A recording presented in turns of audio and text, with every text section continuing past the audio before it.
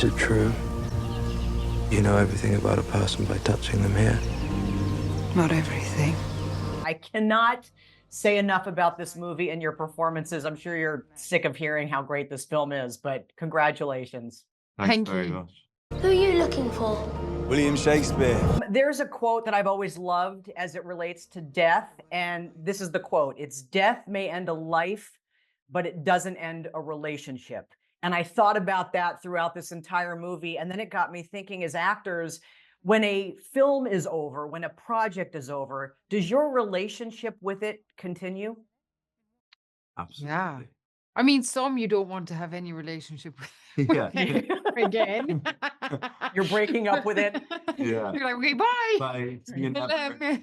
This one, I mean, I think we're still in it. You know, Yeah. we love each other so much. We went on such a special journey in this film, and it's been so lovely to see each other and share this film and like have some hindsight about what we might have experienced. I still think I'll need to be like 100 to fully understand what it is that Yeah. happened, but it was so special. So it was this one. I don't think No, we're not Well, letting go. there's no letting go. No, of it. no. I agree. Yeah. Will you be brave? Yes. Yes. Will you be brave? Yes. Because I work with a theater chain, Harkins Theaters, again, I want to get a nice plug in for them. I'm always curious. I know you guys are in the film and you're a part of the production, but what is that first experience for you like when you actually see it, even though you've been a part of it the whole time, in a theater? Yeah, I saw it in a screening room by myself beforehand, but there was something very special about the screening that we saw in Telluride with a full room where you can hear the response live. And I suppose from being inside of it, there's an immense sense of relief. But then that quickly grows into something quite like that screening felt very spiritual, actually. Like it felt like something was happening to the people in the room while the film was playing, and that hasn't happened to me at a screening before. Oh, wow. Jessie, how about you? The first time, I mean, again, you're in it, you know what you did, but to see it, Yeah, the first time I saw it, I was 8 months pregnant, and I was sitting in a screening room on my own, and it was. I mean, you're flooded with memories of what moments might have been like, and also discovering new things.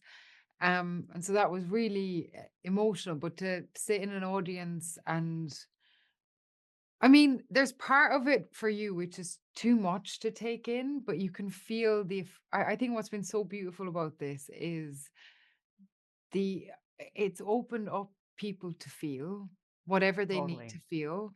And I think our jobs as artists and actors, and certainly what this film has reminded me of, is the power of storytelling and what it can be, and that there is catharsis in it. And for forever, from ancient storytelling has been a vessel to transcend through the whatever we need to transcend through the feelings that we can't like shift in ourselves.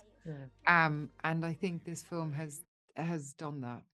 Oh, it's done that in spades. I also think, I mean, I'm an outdoorsy person, but this also made me reevaluate my relationship with nature because it's just such a beautiful part of all of this. I want to thank Focus Features. They invited me to do this in person, and I'm so bummed I couldn't, but thank you so much for your time. And I know I'll see you during award season. So remember this face because I may come up to you in tears, just FYI. Okay.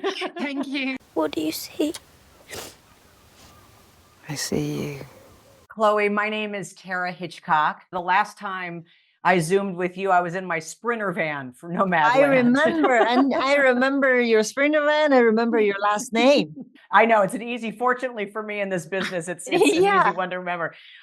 Congratulations on this. I mean, you've been hearing it probably for weeks now, just how beautiful and wonderful this film is. And I think too, this movie, and first of all, it made me reevaluate my relationship with nature because her relationship is so beautiful. It also obviously, hopefully will inspire people to evaluate how they handle grief and where they channel that grief. Are you a weepy mess as you're making a film like this? So much so that there are scenes where they have to take care of me. Mm. Cut, Paul and Jessie come over. All right, we need 5 minutes for Chloe. Who Yeah. does that for you? How do you care for yourself during this process? Well, here's the thing. Like, I think our village had gotten to a point that not only they trust me to take care of them, they also made me feel safe enough to allow myself to be taken care of by them. There's not a single person on that set that I would feel ashamed of to be completely breaking down, sobbing mess in front of. Show me. There'll be a terrible fight and everybody watching. I thought about this because it's got to be a blessing and a curse. You know, Steven Spielberg lived 10 minutes from me when he was growing up here in Arizona. So we've got a soft spot, obviously, for him. And the other day, he said sometimes a story tells us which director it wants. And he said that your superpower is empathy. And I'm curious if you agree. And there's also somewhat of a curse in that because you do feel so intently so often. Well said. Steven's praise always like makes me you just feel a little shy about it because it's Steven Spielberg, He's so wonderful. I do believe stories choose us as much as we choose them. When we're ready, something up there are gonna go, or down there are gonna go, you're the one that's gonna tell that story. And you feel it in the bones. You can tell the difference between one that you're chosen to tell and one that you're trying to will it yourself. I think the empathy part is a oversensitivity. How do you say? Is it just being too really sensitive to the energies around me? And so, for example, to a point where I catch the dissonance in people if they are smiling and they're saying, I'm doing great. But they're actually in pain. I can feel it, which is why it makes small talk really hard.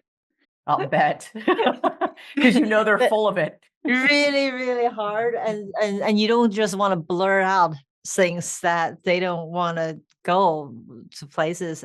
But it does help with the right nurturing and support. It helps to pierce through moments, veils, when you're on set, and see through what is it that moment actually about, what your actor actually feeling. And so that is a form of what he's saying, empathetic, is because you have that clarity of what's happening. And then basically you're just asking, so how you're really feeling. I know we're out of time. I can't thank you enough for the few minutes that we have. And thanks to Focus, they invited me to do this in person and I couldn't. And it kills me that I can't give you a hug in person. So thank you so much. The hug is felt. Okay, the hug is felt. What do you see? You will.